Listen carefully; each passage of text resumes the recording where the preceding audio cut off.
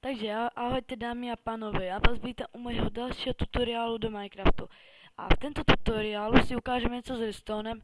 Já se vám přiznám, nějaký profik na redstone nejsem, ale něco vám ukážem. Takže toto by mělo jak jste viděli, toto ty TNTčka nazdvihlo a vyzdvihlo jich to hore. A toto je taky menší model vystřelovacího děla do vzduchu.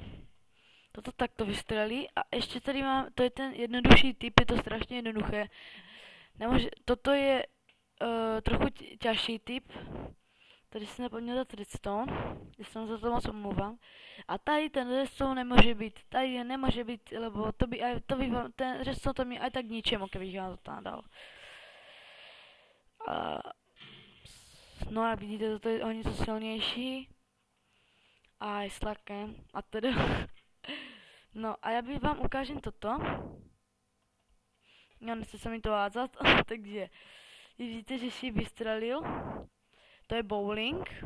Tam můžete dát diamant, bar, co prostě já tam moc diamanty nedávám. Ještě bych vám rád ukázat, toto vám fakt nemůžem ukázat, lebo tady nefungují jaksi pistony, to tady je jakési bugle, co je tady fakt škoda. Ani nevím, či... No, na toto fungují pistony, jsem rád. No, toto jsou automatické ty dveře, ty otevírací, ty pistonové, jak vidíte. A toto je farma na sněhuláku. Ten sněhulák se vám neroztopí, keď prší, no tady je ta plošina. A aby se vám ještě nehýbal, tady máte na to piston. Tady už můžete začít těžit. No dámy a pánové, a toto, vy to si obsadili creepery tu páčku. No, díky. No, a to by nemělo způsobit ani nějaký obrovský velký efekt, takže to si necháme na posledné. Já vám za to ukážem toto.